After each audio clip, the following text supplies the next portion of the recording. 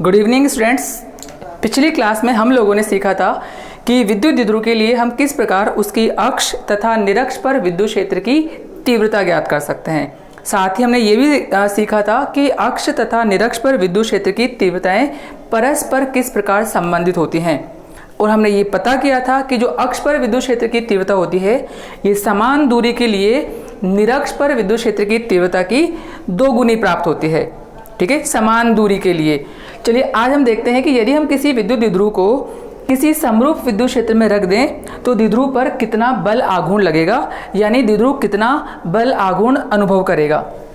तो मान लेते हैं हमारे पास ये कोई एक समान विद्युत क्षेत्र है। इस प्रकार से एक समान विद्युत क्षेत्र का मतलब होता है ऐसा विद्युत क्षेत्र जिसमें विद्युत बल रेखाओं की दिशा तथा उनके बीच की दूरी नियत रहे।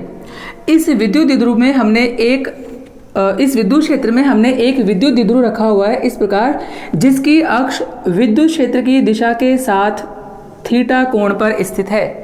चलिए हमने मान लिया द्विध्रुव का नाम है AB। इस प्रकार से यहां हमने रख दिया प्लस Q आवेश और यहां हमने रख दिया माइनस Q आवेश। जैसा हम सब जानते हैं कि द्विध्रुव में स्थित दोनों आवेशों के मध्य की जो दूरी होती है यह दूरी हम लेते हैं 2a। ठीक है, तो 2a हो गई इन दोनों आवेशों के बीच की दूरी। अब बलाघूर्ण ज्ञात करने के लिए सबसे पहले हमें यह पता करना पड़ेगा कि इन दोनों आवेशों पर लगने वाले बल की दिशा क्या है।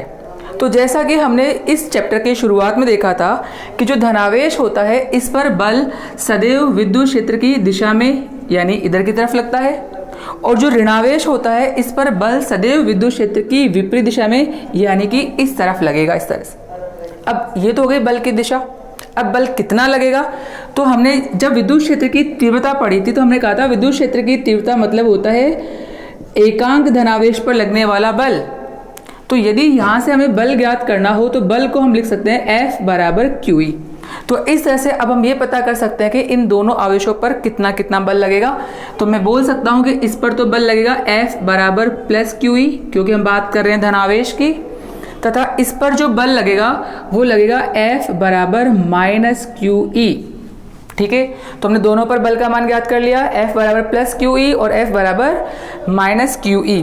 अब ये जो बल है धनावेश पर लगने वाला, यह बल धनावेश को इस दिशा की तरफ लाने की कोशिश करेगा, द्विध्रुव को इधर घुमाएगा ये, और जो ये वाला बल होगा ये इस द्विध्रुव को ऊपर की तरफ घुमाने की कोशिश करेगा इस तरह से।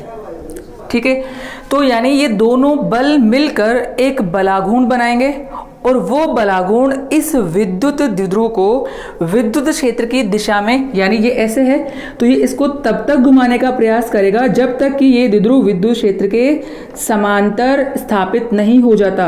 ऐसा क्यों? क्योंकि जैसे ही ये द्विध्रुव विद्युत क्षेत्र के समांतर होगा तो इस पर लगने वाले दोनों बल परस्पर एक दूसरे के समान तथा विपरीत दिशा में होने के कारण एक दूसरे को निरस्त कर देंगे। तो ऐसी स्थिति में इस द्विध्रुव पर कोई परिणामी बल नहीं लगेगा, और जब इस पर कोई परिणामी बल ही नहीं लगेगा तो इस पर लगने वाले बलाघूर्ण का मान भी 0 होगा। और ये जो स्थिति होती है ये कहलाती है द्विध्रुव की साम्यावस्था की स्थिति। तो मतलब मैं ये कह सकता हूं कि जो बलाघूर्ण इस पर लगेगा ये बलाघूर्ण इस द्विध्रुव को इसकी साम्यावस्था में लाने का प्रयास करता है। अब हम ये पता करें कि इस पर बलाघूर्ण कितना लगेगा। तो जैसा कि हम 11वीं कक्षा से पढ़ते हुए आ रहे हैं कि किसी भी वस्तु या किसी भी पिंड पर लगने वाला जो बल आघूर्ण होता है, बलाघूर्ण, इसे हम बोल सकते हैं बल इंटू आघूर्ण भुजा। ठीक है, और आघूर्ण भुजा को हम लंबवत दूरी भी कहते हैं। अब आघूर्ण भुजा ज्ञात करने के लिए मैंने बिंदु A से एक लंब डाल दिया इस प्रकार, और इस बिंदु B से भी एक लंब डाल दिया इस प्रकार से। चलिए दोनों लंब यहां मिल रहे तो इस बिंदु को हमने नाम दे दिया C, क्योंकि इन दो समांतर रेखाओं को ये एक तिर्यक रेखा काट रही है। तो मैं ये कह सकता हूं कि अगर ये कोण थीटा बना था हमारे पास तो इसका मतलब जो ये वाला कोण होगा ये भी कितना बनेगा, थीटा। दोनों कोण हमारे पास प्राप्त हो गए ये वाले। अच्छा, अब हम देख सकते हैं कि जो ABC है ये एक समकोण त्रिभुज बन गया हमारे पास। हमने कहा बलाघूर्ण ज्ञात करने के लिए हमें बल के साथ साथ और क्या चाहिए, आघूर्ण भुजा। अब आघूर्ण भुजा कौन सी लेंगे हम, भुजा AC लें या भुजा BC लें?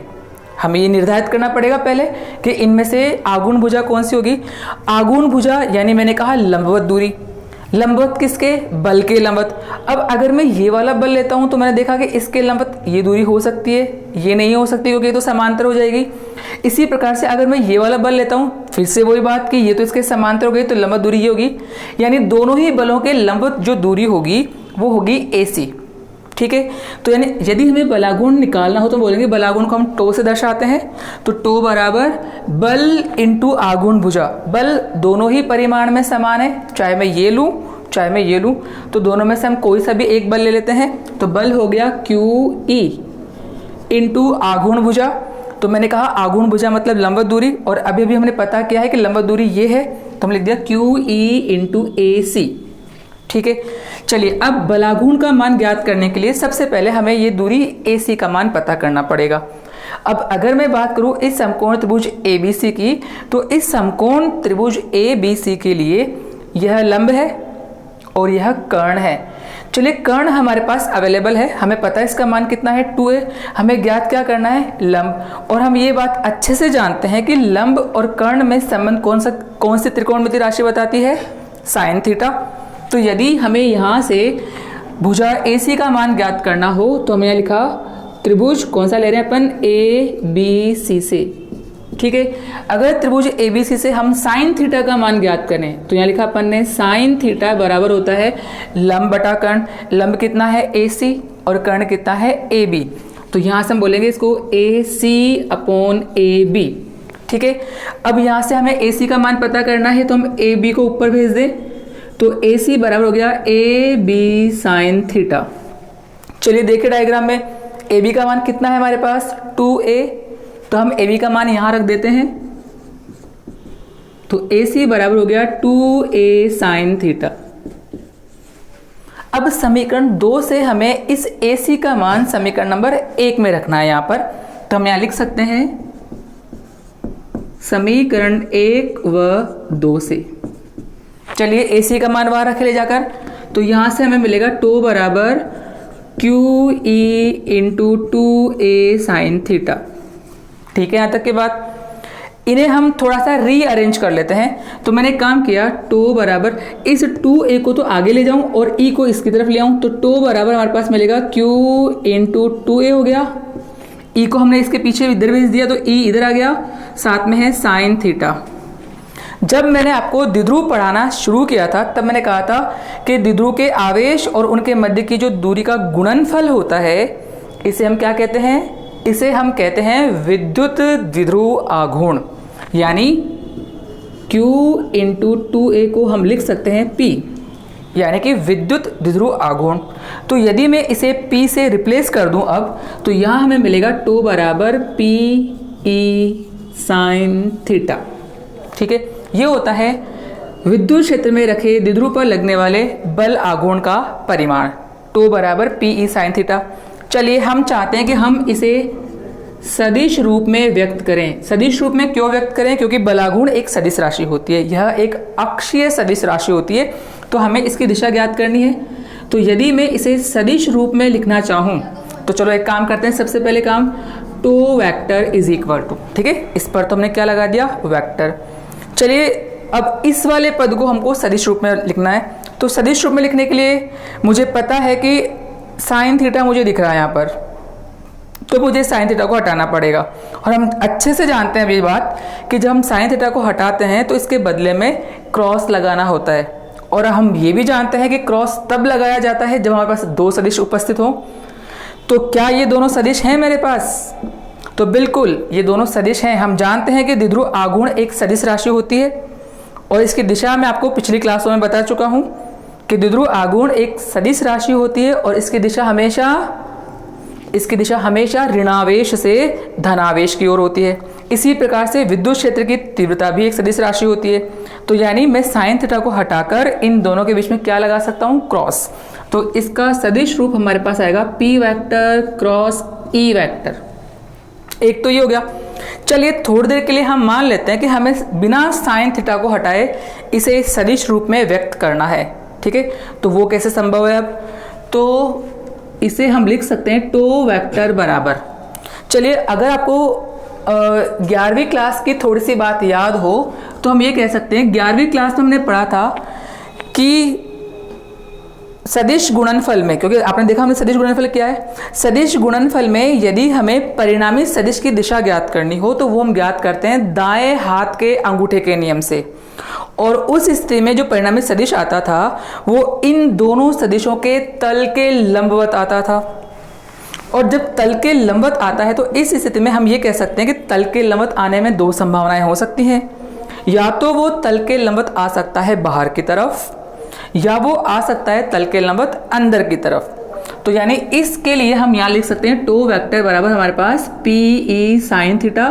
और जैसा कि हमने कहा कि हमको साइन थीटा नहीं हटाना था, तो यदि हम इसे नहीं हटाना चाहें तो हम यहाँ लिख सकते हैं एन कैप, जहां इस एन कैप का मतलब होता है तल के लंबवत।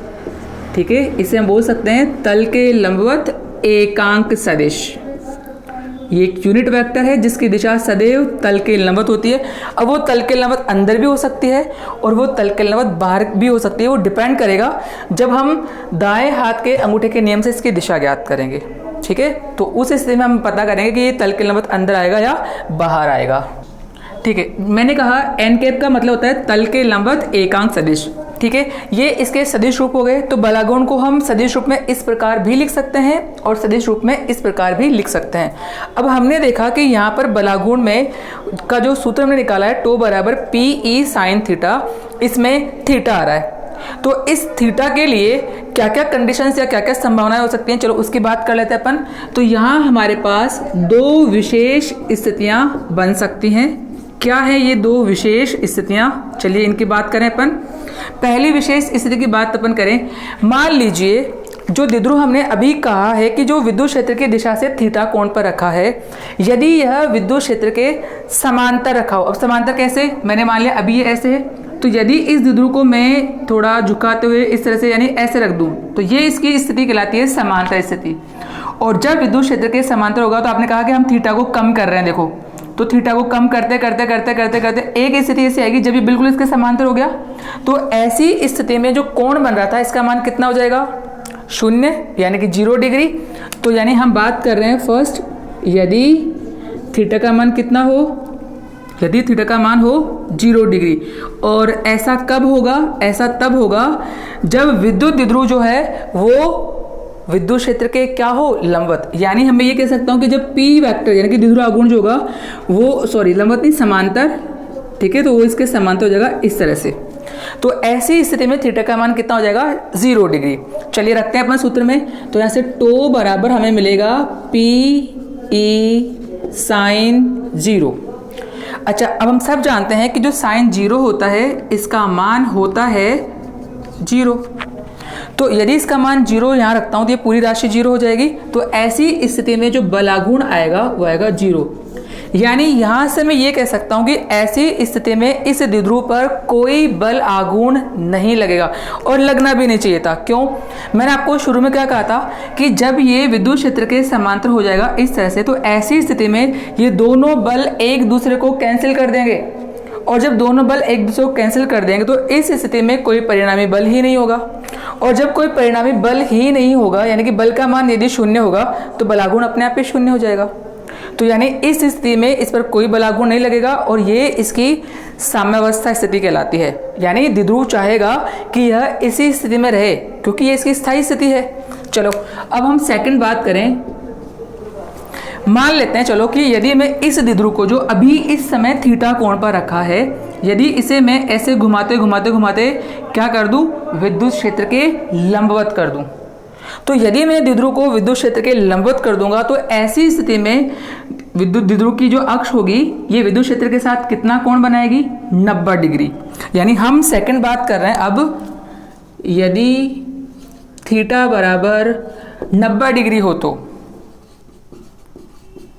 यानी हम बोल रहे हैं कि यदि विद्युत द्विध्रुव जो है ये विद्युत क्षेत्र के क्या रखा हो, बताओ, लंबवत रखा हो इस प्रकार से। तो चलिए देखते हैं इस स्थिति में द्विध्रुव पर कितना बल आघूर्ण लगेगा। तो यहाँ लिखा पी ई साइन 90 और ये बात हम सब जानते हैं कि साइन 90 डिग्री का मान होता है 1, जो कि इसका अधिकतम मान है क्योंकि साइन का अधिकतम मान 1 ही संभव है। तो ऐसी स्थिति में इस द्विध्रुव पर अधिकतम बलागुण लगेगा, और वो अधिकतम बलागुण कितना लगेगा, Pe। तो याद रखिए न्यूनतम बलागुण तब लगता है जब यह समांतर रखा हो, और अधिकतम बलागुण तब लगता है जब यह विद्युत क्षेत्र के लंबवत रखा हो। अब हम ये पता करते हैं कि इस पर आधारित प्रश्न कैसे पूछे जा सकते हैं हमसे। ठीक है, तो हम बात कर रहे थे कि बल आघूर्ण पर आधारित हम सवाल किस तरह से हल कर सकते हैं। चलिए वो आपसे से कहेगा कि मान लीजिए एक द्विध्रुव है जिसमें ±3 माइक्रोकूलाम के 2 आवेश हैं। ठीक है, सवाल ध्यान से सुनिए। हमारे पास हमें ये कहा गया है कि एक द्विध्रुव है जिसमें ±3 माइक्रोकूलाम के 2 आवेश हैं तथा जिनके मध्य की दूरी 0.1 सेंटीमीटर है। ठीक है, यह द्विध्रुव जो है यह विद्युत क्षेत्र की दिशा से 30 डिग्री कोण पर, ठीक है, विद्युत क्षेत्र की दिशा से 30 डिग्री कोण पर स्थित है तथा विद्युत क्षेत्र की तीव्रता जो है वो आपको दे रखी है 4 × 10⁴ न्यूटन प्रति कूलाम। ठीक है, वापस से सुन लीजिए। सवाल ये था कि एक द्विध्रुव में ±3 माइक्रोकूलाम के 2 आवेश परस्पर 0.1 सेंटीमीटर की दूरी पर रखे हैं और यह द्विध्रुव एक 4 × 10⁴ न्यूटन प्रति कूलाम तीव्रता वाले विद्युत क्षेत्र में 30 डिग्री कोण पर रखा है। तो पूछेगा बताइए इस पर कितना बलागुण लगेगा, या यूं भी कह सकता है कि इस पर बलागुण किस स्थिति में अधिकतम लगेगा। पहले हम ये पता करें कि इस पर बलागुण कितना लगेगा। तो जैसा अभी अभी हमने पढ़ा था कि बलागुण होता है τ = Pe sin θ, ये अपना सूत्र था। अब यदि मैं इसमें रखूं तो एक दिक्कत है मेरे पास, ये P होता है द्विध्रुव आघूर्ण, लेकिन मुझे कहीं पे भी सवाल में द्विध्रुव आघूर्ण तो दे नहीं रखा। मुझे ये पता है कि आवेश कितने कितने हैं, मुझे ये पता है कि आवेश के बीच की दूरी कितनी है, मुझे ये पता है कि कितने कोण पर रखा है, और मुझे ये पता है कि कितनी तीव्रता के विद्युत क्षेत्र में रखा है, लेकिन P तो नहीं है। अच्छा, P डायरेक्ट नहीं है, लेकिन हम जानते हैं P हम ज्ञात तो कर सकते हैं। हमें पता है द्विध्रुव आघूर्ण ज्ञात करने का सूत्र होता है Q × 2A। ठीक है, साथ में अपन लिखेंगे E sin θ। चलिए अब मैं सारे मान एक एक करके रखता हूँ। सबसे पहले आवेश की बात करें। आवेश दोनों परिमाण में समान है, आपकी जो इच्छा वो रख सकते हो, चाहो तो प्लस वाला या माइनस वाला, क्योंकि परिमाण कभी प्लस माइनस नहीं होता है। तो यदि आवेश की बात करें तो 3 माइक्रो दिख रहा है आपको, तो पहले मैं माइक्रो को हटाएंगे हम, तो माइक्रो की जगह हम लिख सकते हैं 10⁻⁻⁶। ठीक है, 2A का मतलब होता है दोनों आवेशों के बीच की दूरी, और वो हमें दे रखी है 0.1 सेंटीमीटर। तो जब हम इस 0.1 सेंटीमीटर को मीटर में चेंज करेंगे तो 10⁻⁻² आ जाएगा साथ में। अच्छा, विद्युत क्षेत्र की तीव्रता हमें कितनी दे रखी है, 4 × 10⁻⁴। ठीक है, और साइन थीटा, तो थीटा का मान कितना दे रखा है बताओ, 30 डिग्री, तो हम बोलेंगे × sin 30। ठीक है, चलिए अब साइन 30 का भी मान रख लेते हैं अपन। तो यह हो गया 3 × अगर ये पॉइंट हटा के मैं इसको दे दूं तो ये घात कितनी हो जाएगी, -3। तो ये हो गया मेरे पास 4 × देखो -6 ये रहा, इंटू ये हो गया -3 और ये +4 है ही सही अपने पास। साइन 30 का मान होता है 1/2। ठीक है, इस 2 से इस 4 को हम कैंसिल कर सकते हैं 2 बार। अच्छा, ये हो गया 6 और 3 9, देख सकते हैं आप आराम से। तो 6 और 3 9 है और ये +4 है। तो यदि मैं इस 9 में से +4 कम कर दूं अब, तो मेरे पास क्या बचेगा, 2 = 3 2 = 6। ठीक है, और इंटू बचेगा 10⁻⁵। 6 × 10⁻⁵, ये मैंने बलागुण का परिमाण निकाल लिया। अब यदि आपसे पूछे भाई बलागुण का मात्रक क्या होगा, तो हम सब जानते हैं बलागुण क्या होता है, बल इंटू दूरी। बल का मात्रक न्यूटन और दूरी का मीटर, तो न्यूटन × मीटर। इस तरह से हम द्विध्रुव पर लगने वाले बल आघूर्ण का मान ज्ञात कर सकते हैं।